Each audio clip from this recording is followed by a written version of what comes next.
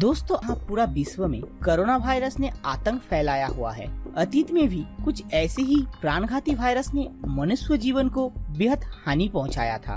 वर्तमान में हम आधुनिक मेडिकल फैसिलिटीज के साथ इस कोरोना वायरस के खिलाफ जंग लड़ रहे हैं। लेकिन अतीत में जब कोई वायरस का संक्रमण फैलता था, तब ना तो कोई अच्छी मेडिकल फैसिलिटीज उपलब्ध थी और ना ही कोई टीका का आविष्कार हुआ था। फिर भी हमारे पूर्वजों ने उन मुसीबतों का डट के मुकाबला किया था। तो आइए दोस्तों, आज हम अतीत में हुए कुछ ऐसे ही खतरनाक वायरस संक्रमण के बारे में जानते हैं। इससे पहले भी हम हर 100 सालों के बाद होने वाली पैंडेमिक वायरस अटैक के बारे में बात कर चुके हैं। अगर आप वो वीडियो अभी तक नहीं देखे हैं, तो नीचे डिस्क्रिप्शन पे दिए गए हुए लिंक पर जाकर आप वो वीडियो देख सकते हैं। तो आइए शुरू करते हैं।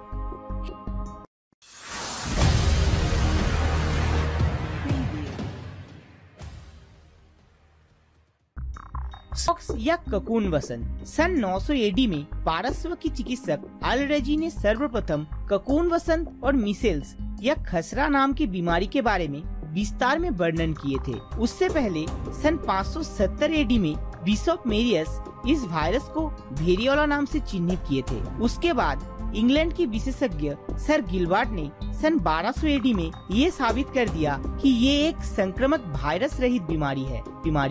इसके कारण वेरियोला वायरस को माना जाता है।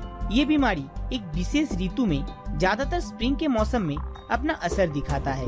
इससे संक्रमित व्यक्ति के शरीर में लक्षण के तौर पर तेज बुखार और उसी के साथ सारा शरीर में छोटे छोटे वेसिकल्स का जन्म होता है और इस वायरस का असर 14 से 21 दिनों तक ही रहता है। इस दौरान अगर उस मानव शरीर में एंटीबॉडी का जन्म होता है तो वो इंसान बच जाता है। सन 1666 से सन 1675 तक पूरा यूरोप में स्मॉल पॉक्स ने महामारी का आकार धारण किया था।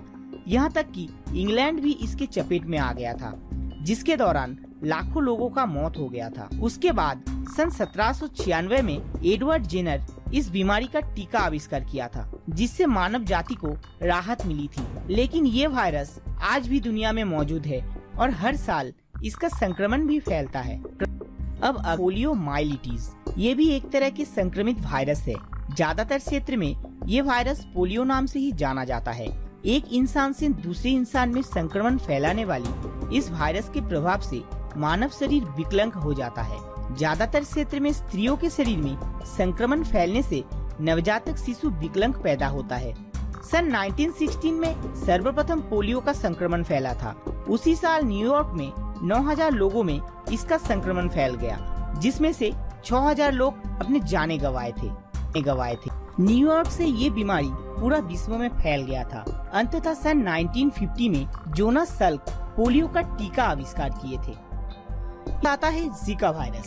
सन 1947 में उगांडा के रेसस मैकक नाम के बंदर की शरीर में सर्वप्रथम इस वायरस का नमूना मिला था। इसके बाद सन 1952 में उगांडा और तंजिया में सर्वप्रथम मानव शरीर में इस वायरस का संक्रमण फैला था।